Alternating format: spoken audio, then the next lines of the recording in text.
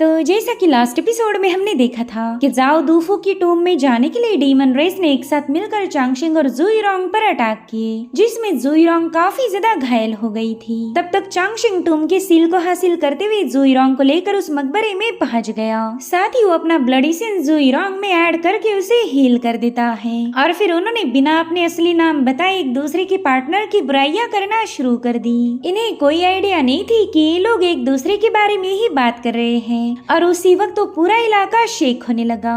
अब आगे तो इस एपिसोड की शुरुआत में हम तीनों डीमन जनरल्स को देख पाते हैं, जिन्होंने अपने पावर्स को कंबाइन करते हुए टूम पर एक काफी पावरफुल अटैक कर दिया था, मगर फिर भी वो लोग टूम को ओपन नहीं कर पाते। जो देख डीमन प्रिंसेस उन तीनों से कहने लगी कि तुम लोग बेवजह अपने एफर्ट जाया कर रहे हैं, हम लोग उस टूम में दाखिल नहीं हो सकते, लेकिन कोई बात नहीं, हमें बस यहाँ पर एक किलिंग फॉर्मेशन सेटअप करना है, फिर हम आराम से यहाँ पर उनके बाहर आने का इंतजार करेंगे। जैसे वो बाहर आ जाए हमारे किलिंग फॉर्मेशन में ट्रैप हो जाएंगे और फिर हम उनसे सारा इनहेरिटेंस हासिल कर सकते हैं। उतने में ही डीमन प्रिंसेस के पास जो सोल वुड था उसने अचानक से रिएक्ट करना शुरू किया। उसमें से रिलीज होने वाली एनर्जी सीधे टूम पर हिट हो रही थी। इधर टूम के अंदर चांगशिंग और जुईरोंग भी काफी ज्यादा हैरान हो गए, क्योंकि अचानक से उनके सामने जाओ दूफू की ब्लैक कॉफिन पहुंच गई थी और उसने शेक होते हुए अपने एक आर्टिफैक्ट को बाहर निकाल लिया। दरअसल इस आर्टिफैक्ट को व्हाइट एम्परर सिटी का सोल पिवट कहा जाता था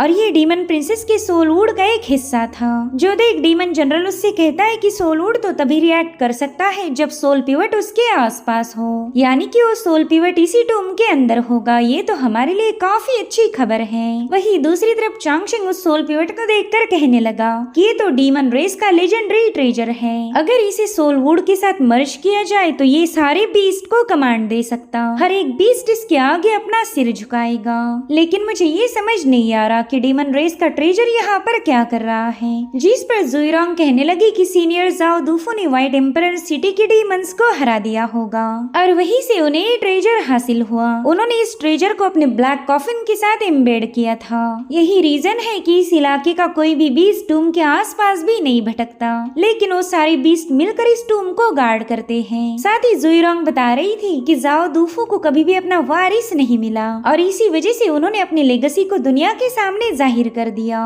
उन्हें एक ऐसे बंदे की तलाश थी जो कि उनके इनहेरिटेंस को हासिल करने के काबिल हो, इसलिए उन्होंने जाओ गार्डन को फॉर्म किया ताकि एक ताकतवर बंदा ही इसे ओपन कर सके। और इतना कहते साथ ही जुईरोंग ने उस टूम को टच किया। उसके ऐसा करते साथ ही उस टूम पर कई सारे स्पेल्स अपीयर हो गए। साथ ही उनके सामने काफी जबरदस्त एनर्जी फ्लक्चुएशंस रिलीज होते हुए एक पोर्टल ओपन हो चुका था। जो देख जुईरोंग चांगशिंग को बताने लगी कि सीनियर जाओ दूफू की असली इनहेरिटेंस की ट्रायल तो इस ब्लैक कॉफिन के अंदर है और उतने में वो पूरी जगह ब्रेक होने लगी। तो चांगशिंग और जुईरोंग ने फटाफट से उस पोर्टल में एंटर किया, जिसके चलते वो दोनों एक अलग ही realm में पहुंच गए थे। चांगशिंग कह रहा था कि ये जगह तो काफी ज्यादा खूबसूरत है। दरअसल ये दुनिया ब्लैक कॉफिन के अंदर बनाई गई थी और उतने में इन्हें एक रेड कलर का प्लैनेट दिखाया गया, जो कि काफी तेजी के साथ दूसरे प्लैनेट की तरफ अट्रैक्ट हो रहा था और फिर ये दोनों प्लैनेट्स आपस में टकरा गए। दरअसल ये दोनों प्लैनेट जाओ दूफू के आंखों की पुतलियों को रिप्रेजेंट करते थे।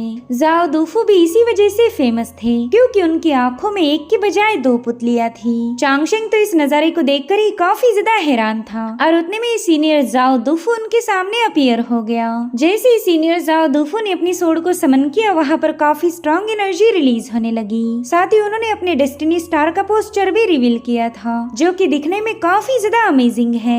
और फिर सीनियर जाओ दूफू ने अपना एक बड़ा ही भयानक स्लैश इन दोनों पर रिलीज कर दिया। वेल इसे सीनियर जाओ दूफू की ट्विन ब्रेक सोड कहा जाता था। इसके अंदर इतना जबरदस्त सोड इंटेंट था कि उसने अपने सामने आने वाली हर एक चीज को डिस्ट्रॉय कर दिया। अब वो स्लैश काफी तेजी के साथ इनकी तरफ आगे बढ़ रहा था, जो देखते साथ ही जुईरोंग ने अपनी गोल्डन फिनिक्स शील्ड को एक्टिवेट कर लिया।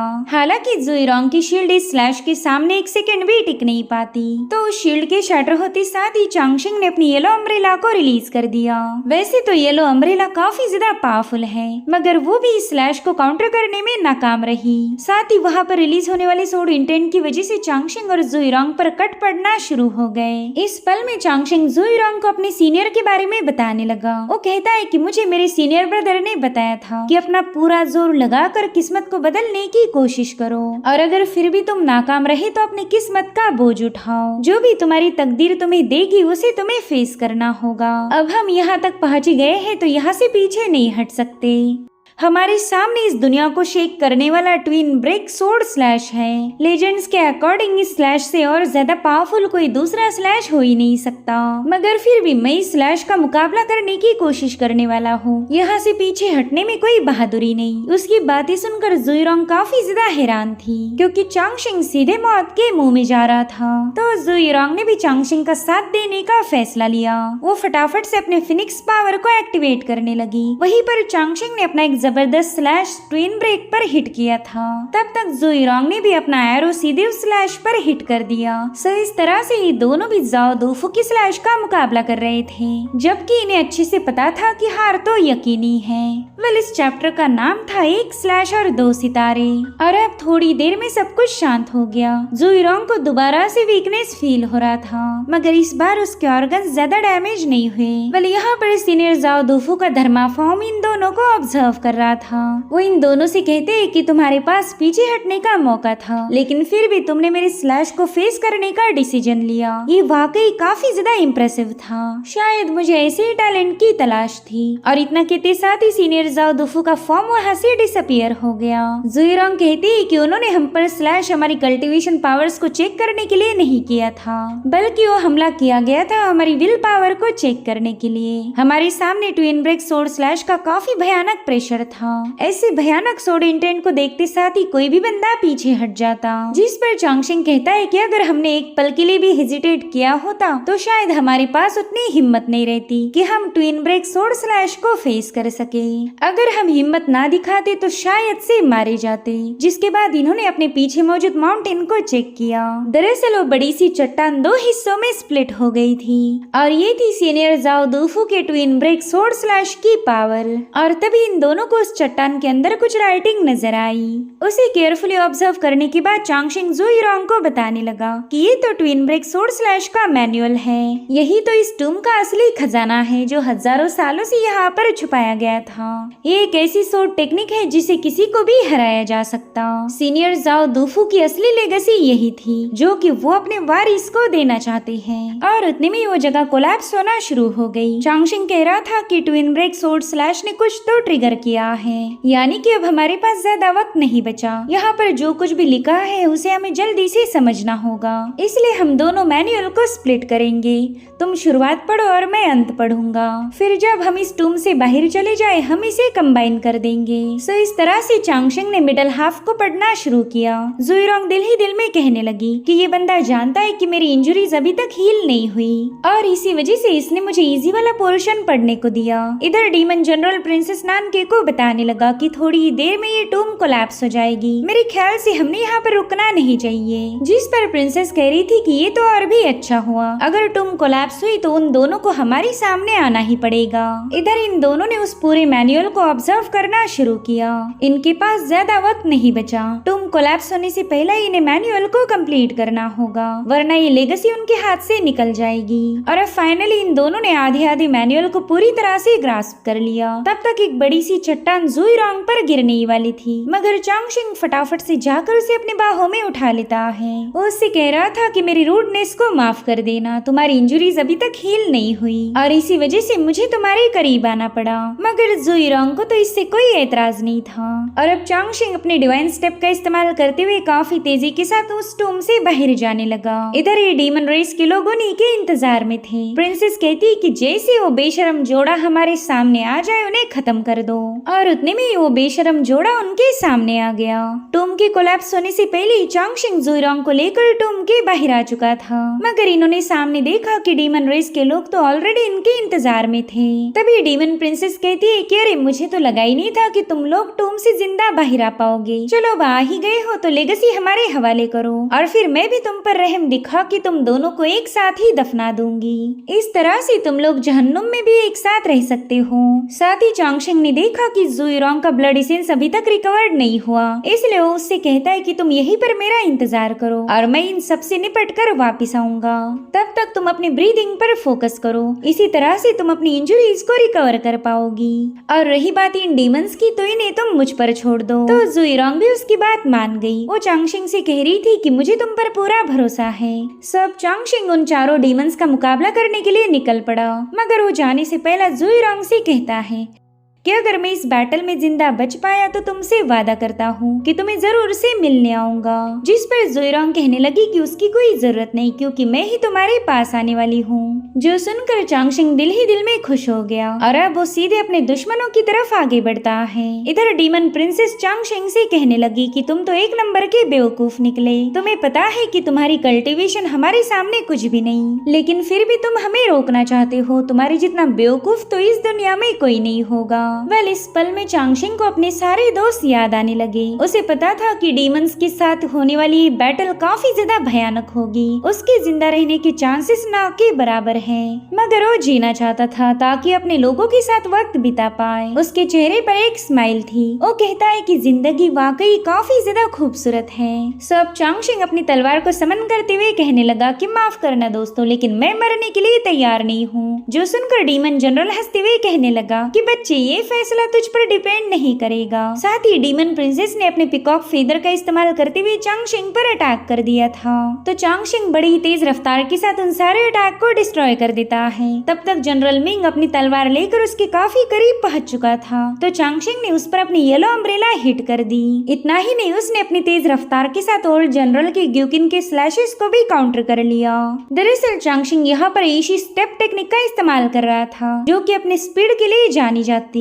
हालांकि प्रिंसेस ने वहां आकर उसे अपनी तलवार की मदद से पीछे की तरफ पुश कर दिया। वो चांगशिंग से कह रही थी कि तुम एशी स्टेप का इस्तेमाल कर रहे हो, लेकिन तुम्हें पता ही नहीं कि उस टेक्निक को अच्छे तरीके से यूज कैसे किया जाए। तो क्यों ना मैं तुम्हें अपनी जरा काबिलियत दिखा दूं। और फिर वो एक ही सेकंड के अंदर चांगशिंग के करीब पहुंच गई थी। यहाँ पर चांगशिंग ने अपने स्वॉर्ड से उस पर हमला कर दिया, लेकिन वो बंदी अचानक से गायब होकर सीधे चांगशिंग के पीछे आ गई। और इस बार चांगशिंग उसके स्वॉर्ड अटैक की वजह से घायल हुआ था। डीमन प्रिंसेस तो काफी तेजी के साथ उसके आसपास चक्कर लगाने लगी। वो अपनी एशी स्टेप को काफी अच्छे से यूज कर रही थी, जो देखकर चांगशिंग दिल ही दिल में सोचने लगा कि इस बंदी ने जिस एशी स्टेप का इस्तेमाल किया वो डाविस स्क्रिप्चर में लिखे गए एशी स्टेप से काफी ज्यादा अलग है।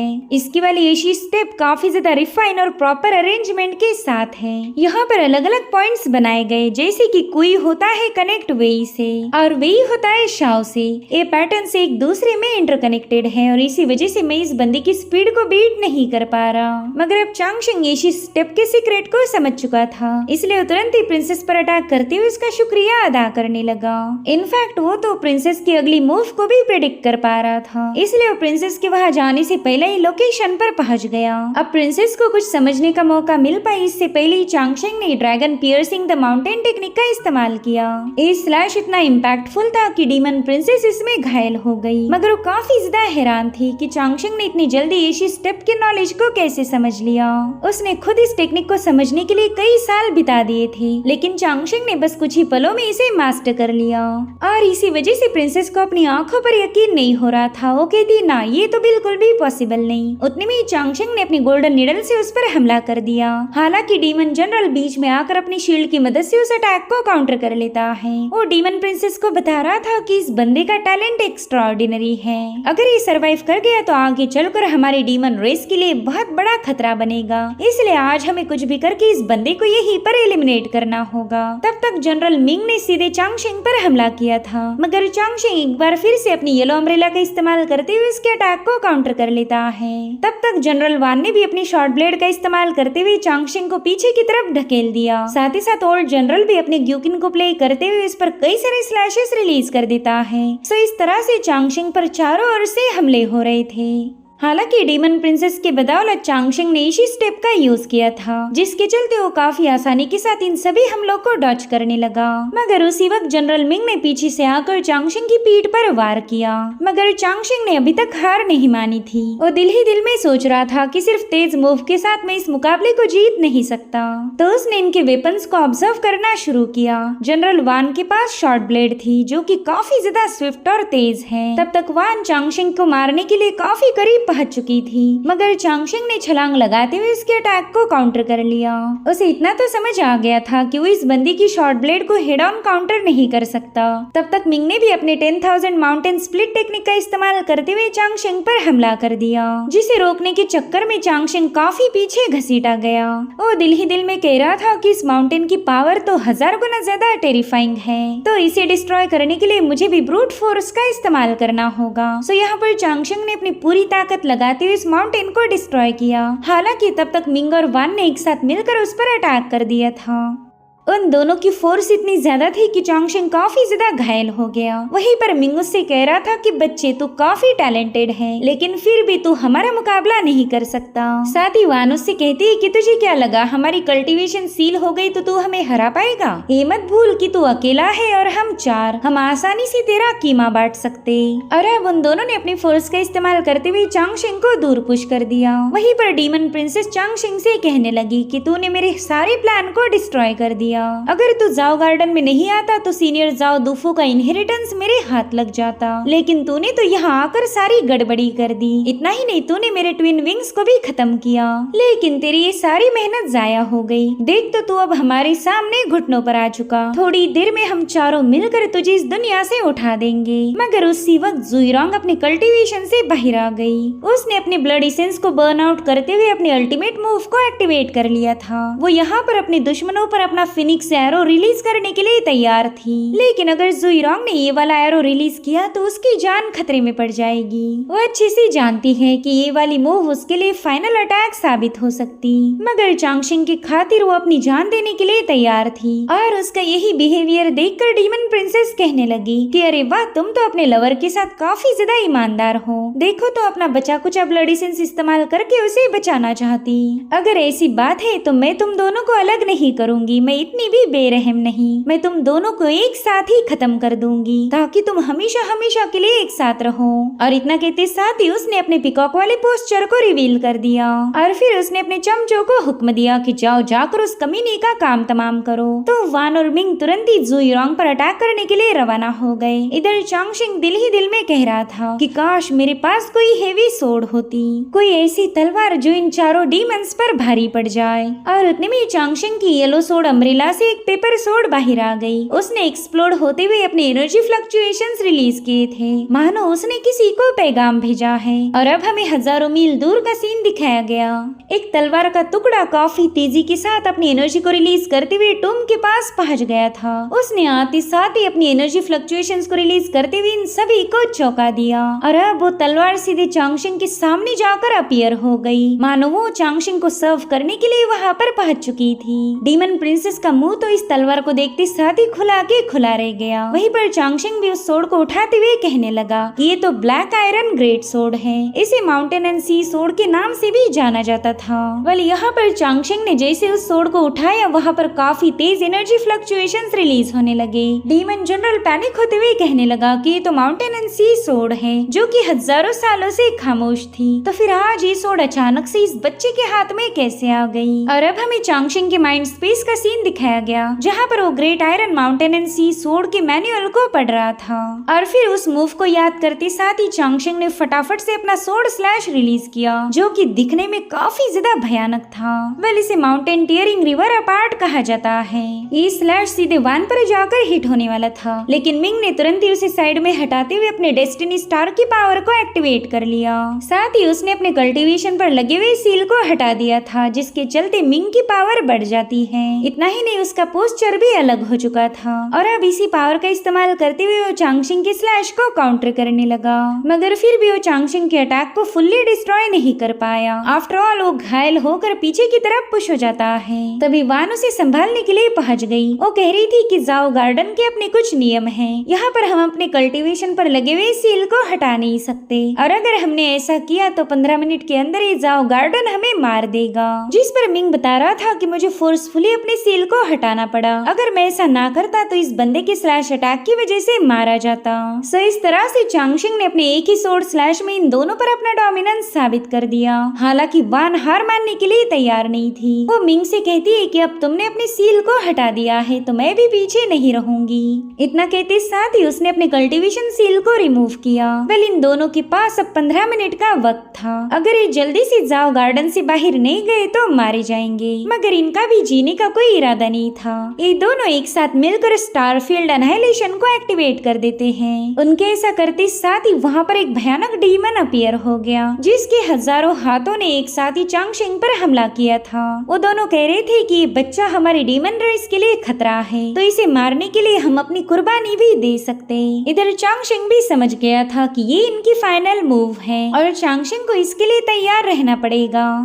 वो खुद से ही कहने लगा कि अगर मैं black iron mountain and sea sword को यहाँ पर समन कर सकता हूँ तो फिर दूसरी सोर्ड भी मेरे बुलावे पर आ जाएगी। मैं कमांड करता हूँ कि इस दुनिया की सबसे पावरफुल से पावरफुल तलवारें भी मेरे पास आ जाए, और होता भी बिल्कुल वैसे ही। हम वहाँ पर न जाने कितनी सारी जबरदस्त तलवारों को देख पाते हैं, जो कि अपने जमाने में एक लेजेंड हुआ करती थी। ये तलवारें हजारों सालों से खामोश थी और आज चांगशिंग के कहने पर यहाँ पर पहुँच गई। उन्होंने तो आते साथ ही उस डिमोनिक फेस पर हल्ला बोल दिया। उस डीमन पर न जाने कितनी सारी तलवारों से अलग अलग अटैक हो रहे थे, और इस नजारे को देखकर ही डीमन प्रिंसेस के होश उड़ गए। फाइनली एक जोरदार एक्सप्लोजन के साथ मिंग और वान भी घायल होकर नीचे आ जाते हैं। इधर वो सारी तलवारें अपना काम खत्म करते साथ ही चांगशिंग के पास आकर रिवॉल्व होने लगी। ये सारी तलवारें काफी ज्यादा फेमस थी, जिसमें से एक है ड्रैगन रोर, दूसरी है ची सोर्ड, तीसरी है जाओ सोर्ड, चौथी है ऑटम वाटर सोर्ड और पांचवी है सोर्ड ऑफ यू मेडन।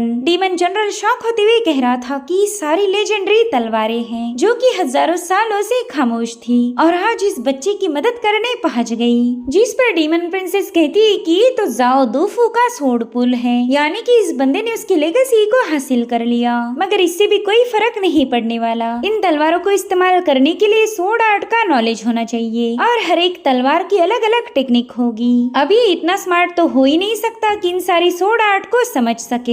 जिसके बाद वो अपने जनरल्स को हुक्म देती है कि जाओ जाकर इस कमीने को खत्म कर दो।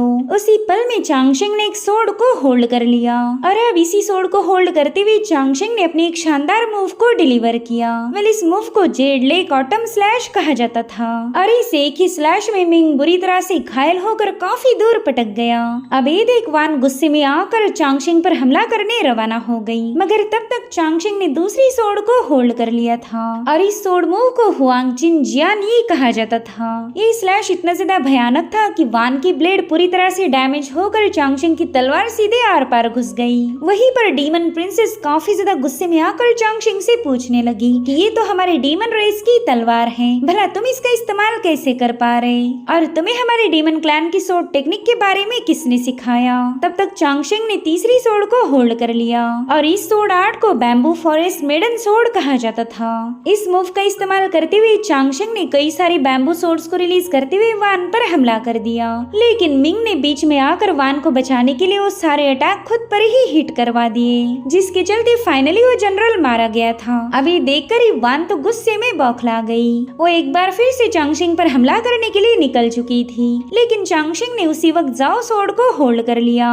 वेल, यहाँ पर चांगशिंग ने snow listening to pines technique को एक्टिवेट किया था, जो कि दिखने में बड़ी ही जबरदस्त सोर्ड आर्ट थी, और अब इसके भी एक ही स्लैश में वान का काम तमाम हो गया, जो देखकर तीसरा डीमन जनरल काफी ज्यादा भड़क जाता है। वो हवा में फ्लोट करते हुए चांगशिंग से कहने लगा कि हमारे डीमन लॉर्ड ने न जाने कितनी साल इस प्लान पर काम किया, तो तेरे जैसा 2 टके का बंदा इसे बर्बाद नहीं कर सकता। और अब उसने भी अपनी ग्यूकिन को प्ले करते हुए न जाने कितने सारे स्लैशेस चांगशिंग की तरफ रिलीज कर दिए थे। तो इस मूव को काउंटर करने के लिए चांगशिंग ने ड्रैगन रोर सोर्ड का चुनाव किया था, जिसके चलते हम ड्रैगन्स का बहुत ही अमेजिंग सा पोस्चर देख पाते हैं। वो कह रहा था, बुड्ढे तू ग्यूकिन की ट्यून का इस्तेमाल करते हुए किलिंग फॉर्मेशन से मुझ पर स्ट्राइक कर रहा, तो मैं उसका जवाब दूंगा ड्रैगन रोर की सोर्ड क्राई से। और अब चांगशिंग ने जैसे अपना स्लैश रिलीज किया, उसमें से एक ड्रैगन फॉर्म होकर सीधे उस बंदे पर अटैक कर देता है। वो जनरल कह रहा था कि ये तो रॉयल फैमिली की टेक्निक है, भला तू इसे मास्टर कैसे कर पाया। तब तक उस ड्रैगन ने जनरल के ग्यूकिन को पूरी तरह से डिस्ट्रॉय कर दिया था, जिसके चलते वो बुड्ढा भी घायल हो गया। और अब चांगशिंग ने अपनी चौथी तलवार से उस पर वार किया। इस अटैक को autumn water embraces the moon light कहा जाता है, जिसके चलते थर्ड जनरल की भी वहीं पर मौत हो गई। ये सब देखकर डीमन प्रिंसेस काफी ज्यादा पैनिक हो जाती है। वो चांगशिंग से अमेज होकर पूछ रही थी कि तुझे इतनी सारी सोर्ड आर्ट कैसे पता चली, तू तो उन सारी सोर्ड टेक्निक को जानता है जो हजारों सालों पहले लॉस्ट हो गई थी, जिस पर चांगशिंग जवाब देते हुए कहने लगा कि मैं उन तलवारों की टेक्निक को इसलिए जानता हूँ क्योंकि मैंने कुछ ज्यादा ही पढ़ाई की है। जो लोग ज्यादा स्टडी करते हैं अक्सर उन्हें कमजोर समझा जाता, लेकिन नॉलेज ही तो असली पावर है। और अब चांगशिंग ने अपनी एक तलवार रिलीज करते हुए डीमन प्रिंसेस को सीधे घुटनों पर ला दिया। उससे कह रहा था कि तुम्हारे सारे साथी तो मारे गए, चलो अब मैं तुम्हारा भी नंबर लगाता हूँ। मैं तुम्हें कुछ और भी स्पेशल स्वॉर्ड आर्ट दिखाना चाहता हूँ। डीमन प्रिंसेस तो ये बात सुनते साथ ही काफी ज्यादा पैनिक हो गई, मगर स्वॉर्ड आर्ट दिखाने से पहले ही एपिसोड यहीं पर एंड हो गया। Thank you so much for watching. Bye bye, take care.